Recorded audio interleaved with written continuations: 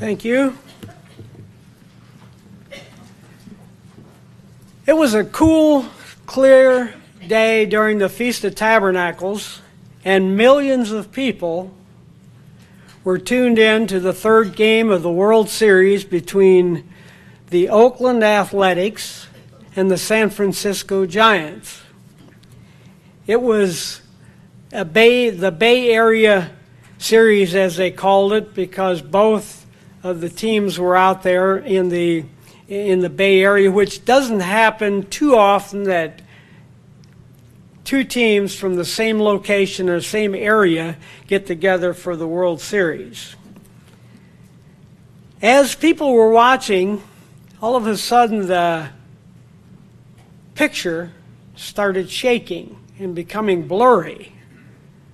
The announcers, the commentators and the broadcasters, Al Michaels and his cohorts, Jim Palmer and Tim McCarver, were not sure what was going on, and they were sort of confused. They couldn't quite figure it out right away. Wondered what in the world is happening here. But it didn't take long for them to get it figured out, to see what was going on. They were in the middle of an earthquake.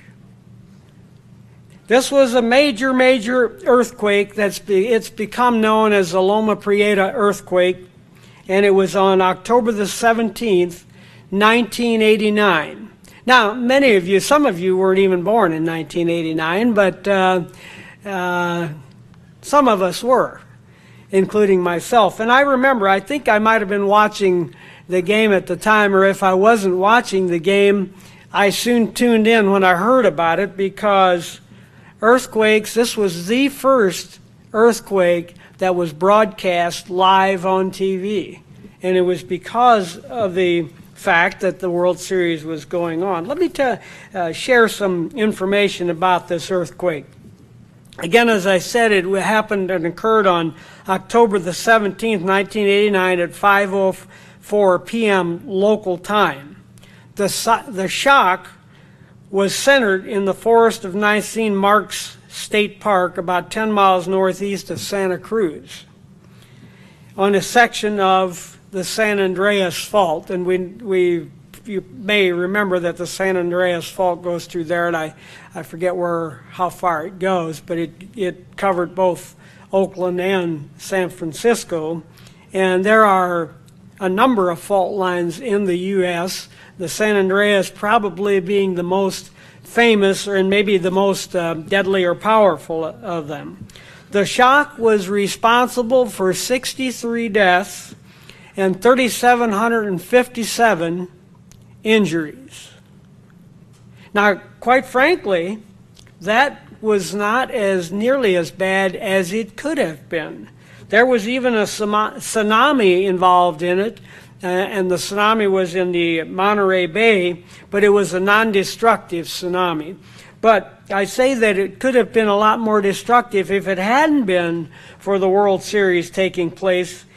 Due to the sports coverage of that event, it became the first major earthquake that was televised, as I said. But rush hour traffic in the Bay Area freeways was lighter than normal because so many people were in their homes watching the game, or beginning to watch the game, because it was just beginning. And this may have prevented a larger than would have normally been expected loss of life for such a massive earthquake, a 6.9 on the Richter scale earthquake.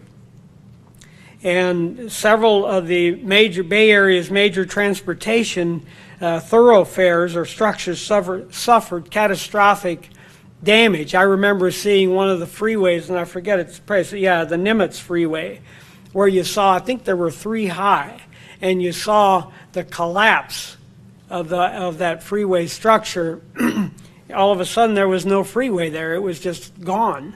And cars, people, a number of people got killed in that location. But again, it could have been a lot worse had the freeways been more jam-packed with traffic as they normally would have been. Let me read you a few of the statistics from this particular earthquake. Again, it was October the 17th at 5:04 p.m. And it only lasted, amazingly, it only lasted somewhere between 8 and 15 seconds. Now, I'm sure that might have seemed like 8 to 15 minutes to those who were experiencing it, or maybe even longer because of the intensity of it and so forth, the fear that would have gripped people from such a catastrophic event. It went 12 miles deep. It was obviously a very costly earthquake. $5.6 to $6 billion worth of damage was done. There was a tsunami, and there were 1,000 to 4,000, somewhere between 1,000 and 4,000 landslides that were involved or caused by this particular earthquake. There were foreshocks and tremors also in June of 27th, 1988, a year and some months before this. There was a 5.3 magnitude earthquake, or magnitude earthquake in the area, and they measure, there's a scale, Richter scale they call it, that measures earthquakes, and there was a 5.3 in June of 88, and then again in August of 89, there was another 5.4 magnitude earthquake. Now we might say, well, yeah, but that's California. We don't get any earthquakes around here. But you might be surprised to learn that we have had over 200 earthquakes above a 2-point magnitude since, well, it's been a while, since the founding of this country, 1776. But we do have them in this area. Ohio is on the periphery of the New Madrid or New Madrid fault line, which goes through Missouri. And we do have seismic activity or earthquake activity in this area, but not to the extent, generally speaking, of somewhere like the West Coast, the Bay Area, and so on. But we do have them.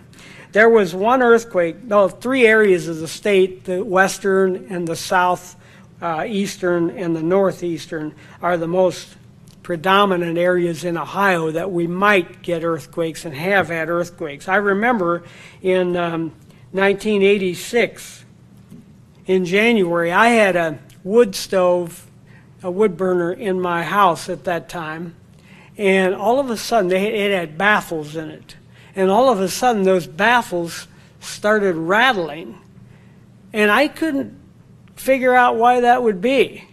And then later on that afternoon, we began to hear of an earthquake in northern Ohio. I think it was in Ashtabula County, maybe. And it reached into Pennsylvania, and it reached into southern Ohio, and it could be felt in quite a wide area at the time.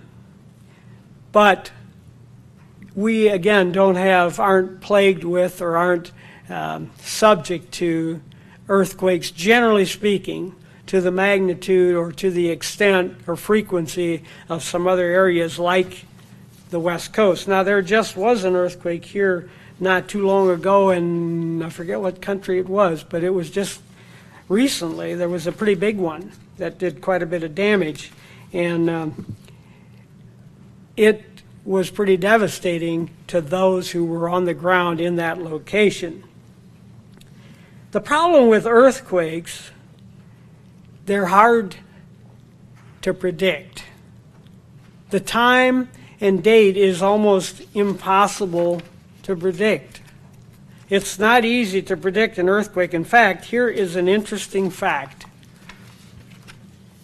The goal of earthquake prediction, obviously, is to give warning ahead of time. And since they're not able to do that very well, today's scientists understand that earthquakes they understand earthquakes a lot better than they did in the past, but they still can't match the earthquake predicting prowess of, are you ready for this? The common toad. The toad can predict earthquakes better than scientists can. A 2010 study published in the journal Zoology found that 96% of the male toads in a population abandoned their breeding site 5 days before an earthquake that struck Aquila, Italy in 2009, about 46 miles away. Researchers weren't quite sure how the toads do this, but it's believed that they can detect subtle signs such as the release of gases and charged particles that may occur before a quake. And I guess the moral of that story is keep some toads around. It would help in this particular case. And besides, it's a myth that you're going to get warts from toads. That's not really true anyway. But all that to say, we're just not particularly good, scientists and so forth are just not particularly good at predicting the day and the hour when an earthquake might occur. Now, I'm not saying this to warn you so much about earthquakes, obviously, since we're not plagued with them or subject to them all that much. But nonetheless, they could occur. But here is what I want to pose. If the people of Loma Prieta and the San Francisco Bay Area had known on October the 15th what was going to happen on October the 17th, do you think that maybe, just maybe, things would have been a little bit different? They might have taken a different direction than they did? Would you think that they would have done something different than actually ended up happening? Well, they did sort of know that because, as I said, there were some indicators. There were some tremors, and there were a couple of, in 88, as I mentioned, and in 89, earlier in 89, there were some other smaller earthquakes. So it's not like they weren't completely oblivious to the fact that an earthquake could occur, but yeah, they were lulled to sleep a little bit. You know, it's like a bell ringing when something's supposed to happen, and well, the bell rings and nothing much happens, and then the bell rings again, nothing much happens, and pretty soon you don't even remember hearing the bell ringing. It's like those car alarms. I hear them all the time. And I don't see people come running to check and see what's going on. People ho-hum. It's no big deal. It happens all the time. Well, that's what sort of happened in Loma Prieta. But I'm here to tell you there is the most powerful, earth-shaking event in history is ahead of us.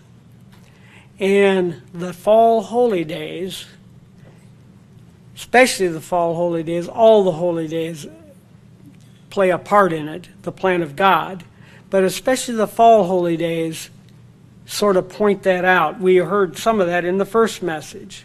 What I want to talk about today is the urgency of our calling. The urgency of our calling. The title is Ho-Hum or High Time. Ho-hum or high time. I want to point out or pose another question. If the New Testament church had known 2,000 years ago that it was going to be another 2,000 years, maybe plus, minus, whatever, it would be that far down the road before the return of Jesus Christ, do you think that might have come through in their message in the New Testament? I would venture to say that it would have, if they had known that it was that far down the road. Now, there was a man that did know that it wasn't going to be in his time, and that was Daniel. And if you would turn back to Daniel, the 7th chapter, we heard a little bit about Daniel earlier. Daniel, the 7th chapter, Daniel says in verse 13, I was watching in the night visions, and behold, one like the Son of Man coming with the clouds of heaven. He came to the Ancient of Days, and they brought him near before him. Then to him was given dominion and glory and a kingdom that all peoples, nations, and languages should serve him. His dominion is an everlasting dominion which shall not pass away, and his kingdom the one which shall not be destroyed. He saw in the night visions one like the Son of Man coming in the clouds of heaven. But why do I say that he knew it wasn't going to be in his time? Well, just towards the back of the book of Daniel, in the 12th chapter, verse 4, it says, "But you, Daniel, shut up the words and seal the book until the time of the end.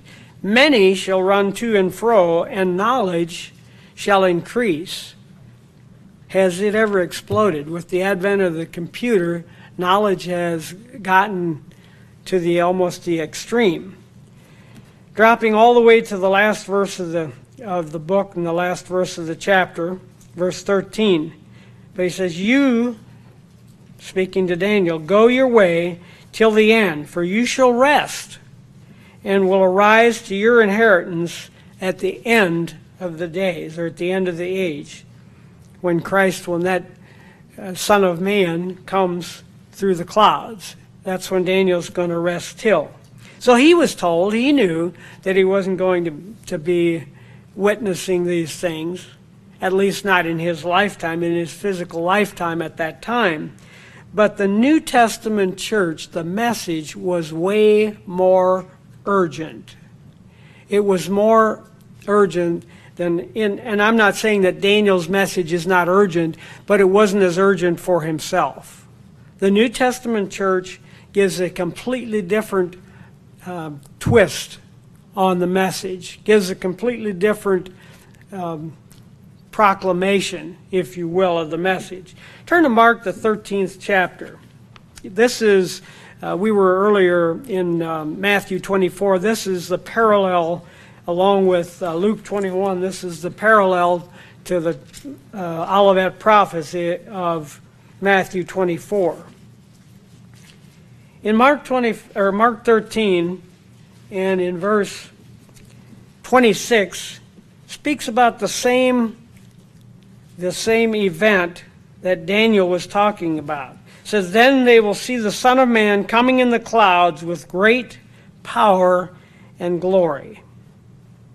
They will see the Son of Man, just like Daniel said, coming in great. He had gone through what's going to happen leading up to this false Christ. There will be all types of things going on leading up to verse 26. But then he said, "You will see the Son of Man coming in the clouds with great power." And it gets more urgent as we begin to dissect and as we begin to look at some of the passages in the New Testament, and it becomes more urgent, and the message gets more urgent. It gets more to the point. It gets more, it has, unlike in Daniel's, it has more "you shall," "you need to," "do this," and so forth. It gets more of an immediacy to it. Luke, the 19th chapter, if you want to turn over there, Luke chapter 19. There's an interesting story here. In fact, this particular chapter, and we're probably all fairly familiar with it, but this particular chapter, there have been lots of little children's songs written about this and so forth, all kinds of sermons and whatnot done about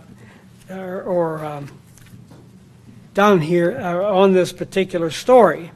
And it was in verse 1 is where we'll start. So then Jesus entered and passed through Jericho.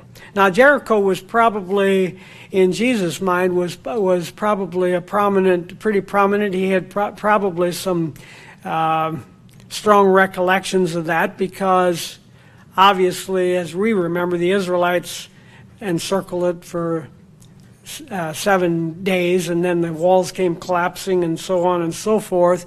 But more than that, his direct lineage went through Jericho, because in his lineage is Rahab, who lived in Jericho. So Jesus probably had somewhat of a fondness for it. But now behold, there was a man named Zacchaeus, who was a chief tax collector, and he was rich. Tax collectors, you might remember Matthew or Levi was a tax collector, one of the disciples, became an apostle. he was also a tax collector, but he was not of the rank of a Zacchaeus. And the way they got rich is they extorted money from people. They were hired by the Romans to collect taxes for them. And what they would do, they would collect a lot more taxes than the people were due to pay. And that's how they became wealthy. And it says here that he was rich, so probably he had been involved in some of this extortion that went on with tax collectors. And he sought to see who Jesus was, but he could not because of the crowd. He was, they called him, his nickname was Shorty. He was real short, and so he couldn't see. Everybody else was towered over him, and he couldn't see over him or around him.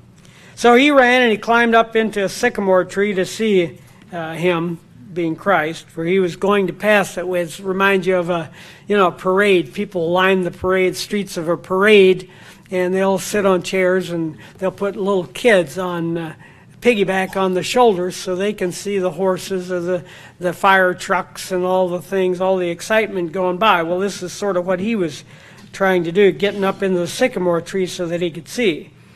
And when Jesus came to the place, he looked up and saw him and said to him, Zacchaeus, make haste, come down, for today I must stay at your house. So he did. He hurried up and he got down and he took him to his house, and then he began to sort of make excuses for himself and say, you know what, if I ever cheat people out of money, I give it back fourfold, and so on and so forth. And Jesus said to him, today salvation has come to this house. Now, it was salvation. It wasn't the end of the age. It was just salvation.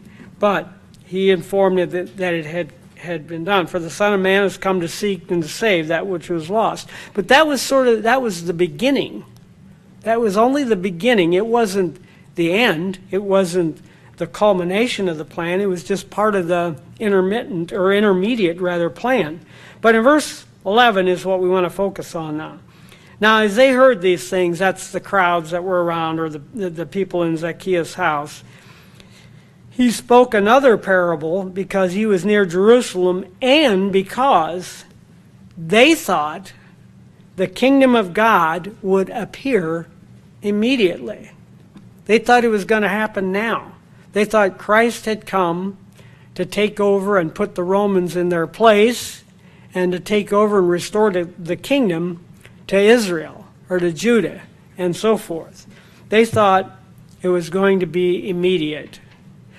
If you go through the entire New Testament, up until the latter portions or parts of the ministry of the disciples and apostles, you will see that same attitude and thought prevails, that they thought it was going to be immediate. In Acts, the 1st chapter, for example, this was after Christ had been resurrected, after he'd been crucified, and then after he had the stone was rolled away and the tomb was empty. After he had been resurrected, it said he had told them to to stay around Jerusalem and so forth. And then in verse 6, it said, therefore, when they had come together, they asked him, saying, Lord, will you at this time restore the kingdom to Israel? Their thinking was physical, but it was immediate. It was immediate. Will you at this time restore the kingdom? And he said to them, it is not for you to know the times or the seasons which the Father has put in his own authority. It's not for you to know, he said, when this is going to happen.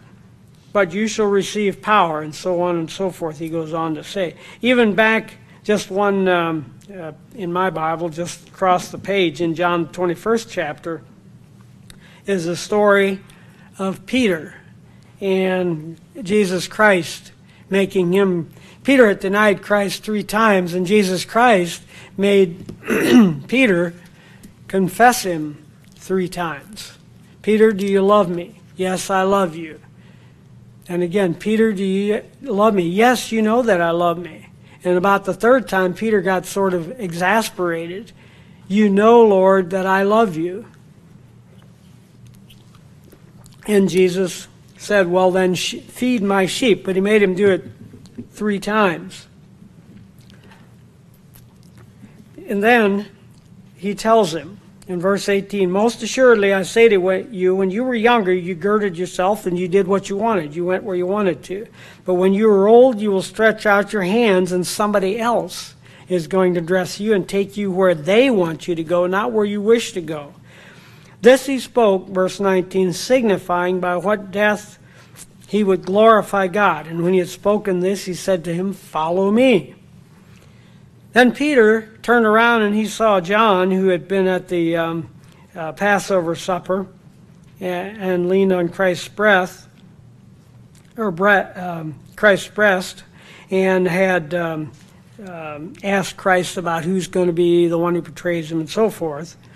Peter, seeing him, said to Jesus, but Lord, what about him? What about this man? Well, it's the same response that we often have when somebody says, Freeman, you go mow the lawn. Well, what about Johnny? Why doesn't Johnny have to do it? Why do I have to do it? This is sort of the same type of response that Jesus Christ got. What about him? Well, Jesus said, if I will that he remain till I come, what is that to you? You follow me. Then this saying went out among the brethren, that this disciple, being John, would not die. But Jesus hadn't said that. And here's an indication of what is written into, or how the New Testament was written. There's an indication right here. Yet Jesus did not say to him that he would not die, but only that if I want him to remain till I come, what's that to you? But again, they were thinking in the physical. They were thinking now, the here and now, in the present day. But that's not what the plan was. But if there's no urgency,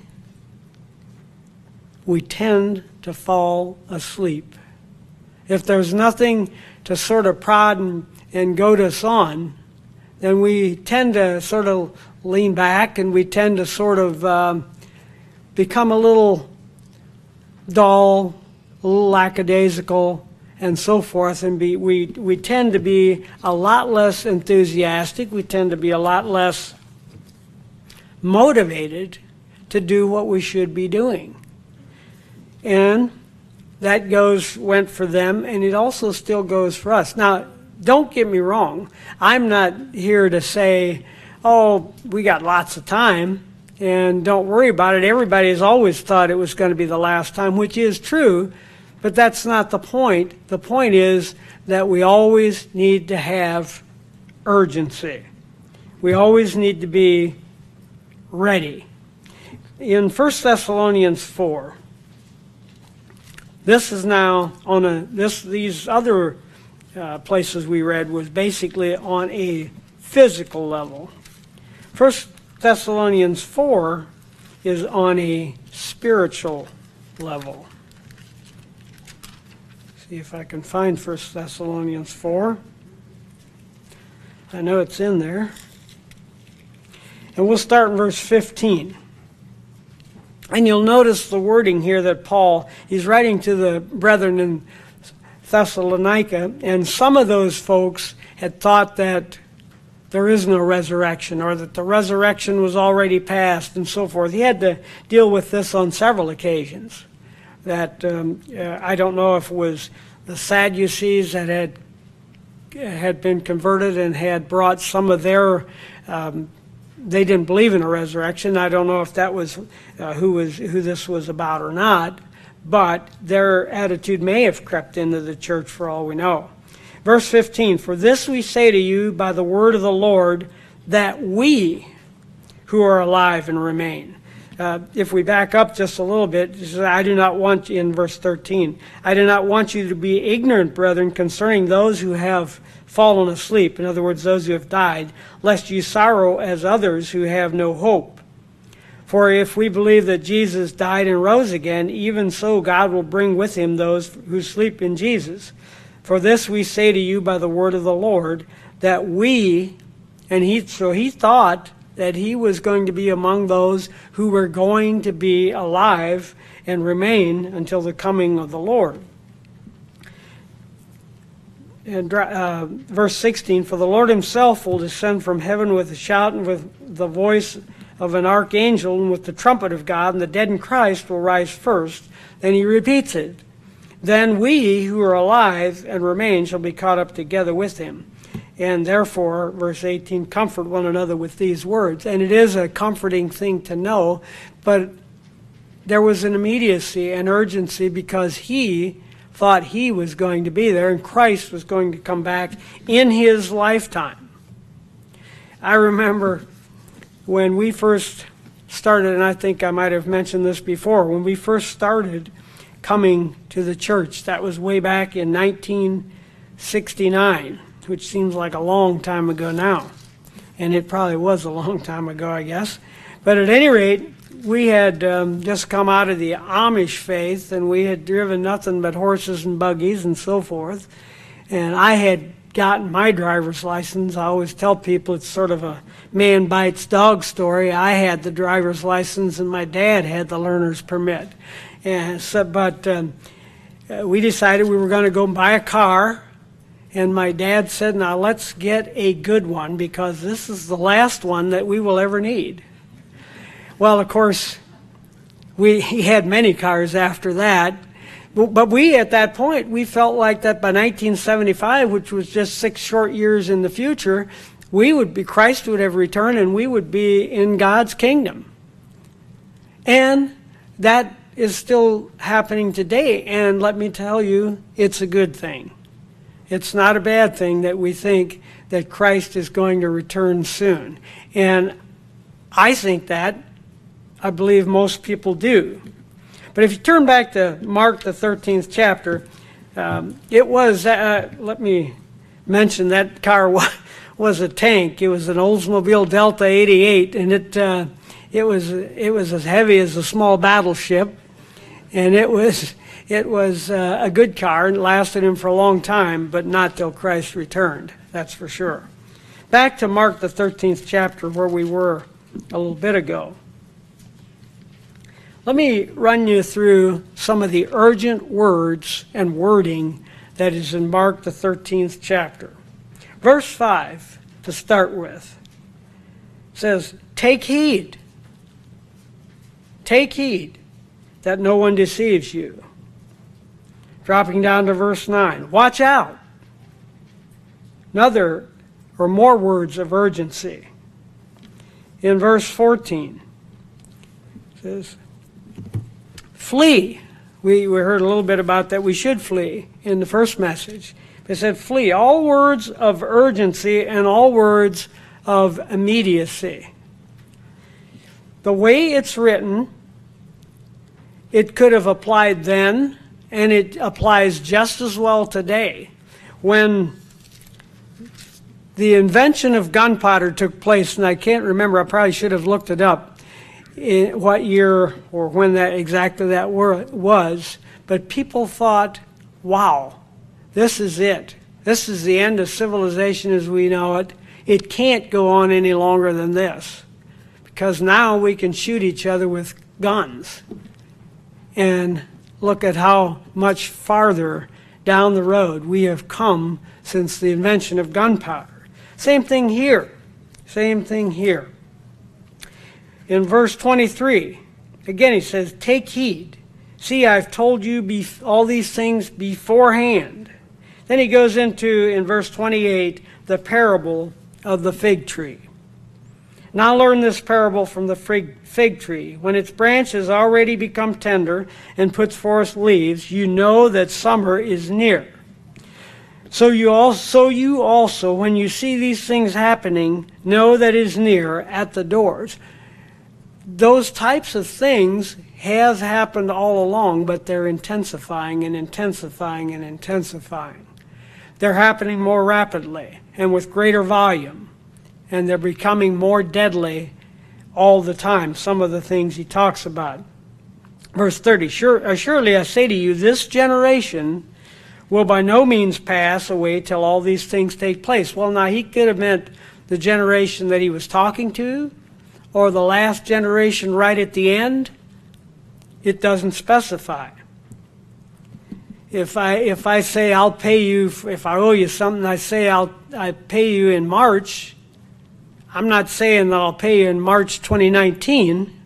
I'm just saying I'll pay you in March. It could be any March, further down the road or whatever. And that's sort of the principle here. Heaven and earth will pass away, but my words will by no means pass away. It is going to happen. It will take place. But of that day and hour no one knows. Take heed, again in verse 33. Watch and pray, for you do not know when the time is. It's like a man going into a far country who left his house and gave authority to his servants and to each his work, and commanded the doorkeeper to keep watch. Watch therefore, for you do not know when the master of the house is coming back, in the evening, at midnight, at the crowing of the rooster, or in the morning, lest coming suddenly he find you and me sleeping. And what I say to you, I say to all, watch. In other words, we don't want to be lulled asleep just because we think my master delays his coming. If the people in San Francisco had known the day before, or 2 days before, or a week before, whatever, that there was an earthquake, a deadly earthquake coming in October of 1989, they would have taken action. They would have gone and they would have left the area. What do all these things have in common? Of course, urgency. But why is urgency, again, so important? Well, we've already touched on it, but a message with no urgency is an invitation to lethargy. It's an invitation to fall asleep. It's an invitation to ho-hum, I will do it later. Mitch was talking about the saying that they have, and I'm sorry, I apologize, I didn't get, he mentioned it, but I didn't get it. I mean, I didn't memorize the saying, but that I'll do it tomorrow. Well, this is the attitude that we're going to have if there is no urgency to the message, if there is no urgency to our calling. If there is nothing in sales, for example, at the end of the sales pitch, you're supposed to ask for the sale, and you're supposed to put a deadline on it or something that causes them to, hey, I better do this or I'll miss out. And that's the same way with a message of this kind with no urgency or nothing to stir you to action. That's why the Bible is written like it is, so that we do not know the hour or the day when that's going to happen, so that we can be spurred on and motivated to do things. That trumpet can sound for us at any time, whether it's now or at the return of Jesus Christ. Doesn't mean that the trumpet can't sound for us personally. We were just reminded of that this morning. We were in our house and the emergency squad came to the neighbor's house. And so we looked on the phone, and the neighbor's wife had called us several times. So my wife called them back, and the lady says, yeah, I came down from bed this morning, and because her husband has arthritis, he sleeps on the couch. And she said, I came down and I found him, and he had died. He was gone. It can happen that quick. It can happen at any time, for us or anyone else for that matter. But notice in Luke, the 12th chapter, Luke 12.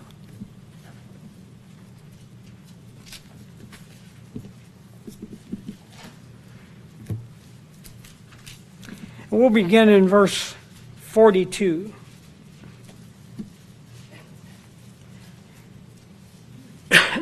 Verse 42, the Lord said, who then is that faithful and wise steward whom his master will make ruler over his household to give them their portion of food in due season?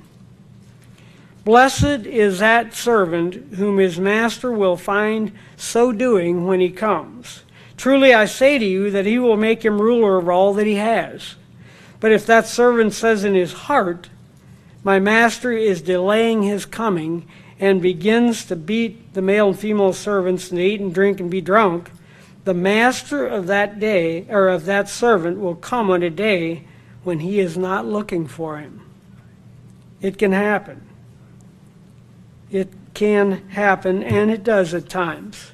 So we don't want to fall into that category. We can't afford to go about our life ho-hum and neglect our calling and let ourselves be distracted by other things from the outside.